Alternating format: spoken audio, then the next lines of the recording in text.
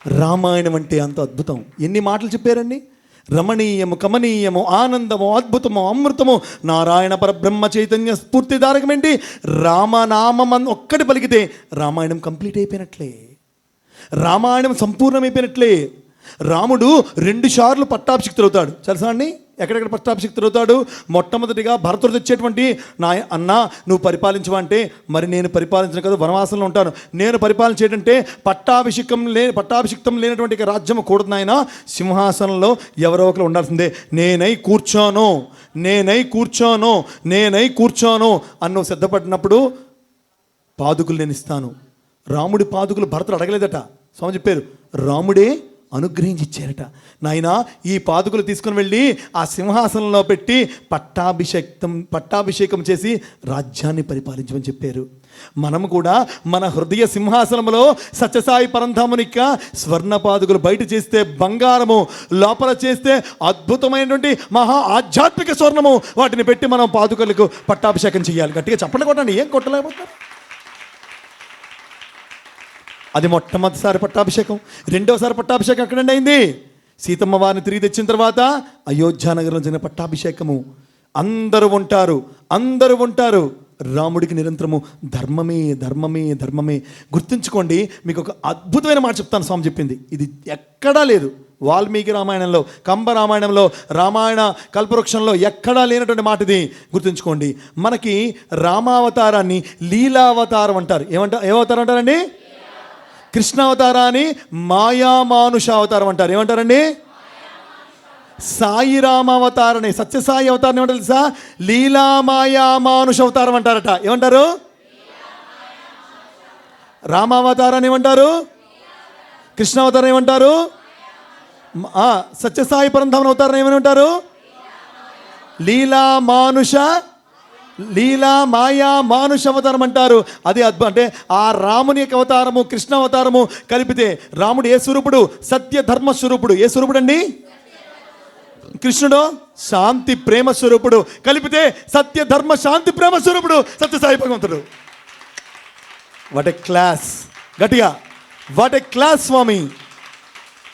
స్వామి first class మించినటువంటి first class నువ్వు. ఎంత అద్భుతం అండి పరమాత్ముడు, ఎంత ఆనందం అండి. ఎన్ని జన్మలు ఎత్తితే మన స్వామి లాంటి భగవంతుని గుర్తెరగలం. స్వామి తన అవతార క్రమంలో 2 రామచంద్రుల వారి దర్శనం ఇచ్చారు. ఎంతమందికి ఇచ్చారండి? మనకు తెలిసి మొట్టమొదట ఈశ్వరాంబ సుత శ్రీమన్ పూర్వా సంధ్యా ప్రవర్తతే ఉత్తిష్ట సత్య సాయిష కర్తవ్యం దైవమానికం కౌసల్యా సుప్రజా రామ పూర్వా సంధ్యా ప్రవర్తతే ఉత్తిష్ట నరశార్దూల కర్తవ్యం దైవమాన్హికం. అలనాడు విశ్వామిత్రుడు ఆ సరయూ నదీ తీరములో పడుకున్నటువంటి యొక్క శ్రీరామచంద్రమూర్తిని మేల్కొల్పడానికి మొట్టమొదటిగా త్రేతాయుగంలో కౌసల్య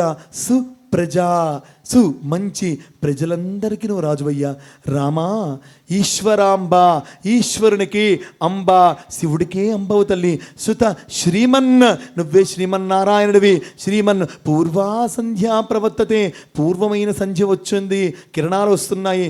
నాయన నువ్వు నిద్ర మేల్కో కాదు, నీ తత్వం ఏదైతే మా లోపల ఉన్నదో జన్మలుగా వస్తున్నదో అది మేల్కోవాలి కదా, అది మేల్కొనింపజేయి స్వామి. అటువంటి ఈశ్వరంబ వారికి 1972లో ఏ సంవత్సరం అండి? బెంగళూరు నగరంలో త్రయీ బృందావనంలో ఆ అద్భుతమైన బంగుళోలో స్వామి తల్లితో పాటు పెద్ద బుట్టమ్మ గారితో పాటు ఉన్నారు. తీవ్రమైన జ్వరం వచ్చింది. అది మే 2వ తారీఖు. ఎన్నో తారీఖు అండి? జ్వరం వచ్చింది. స్వామి ఏం పర్వాలేదు గృహం అమ్మాయి. ఏమని పిలిచేవారు తల్లిని? ఏం పర్వాలేదమ్మాయి అని పిలిచారు.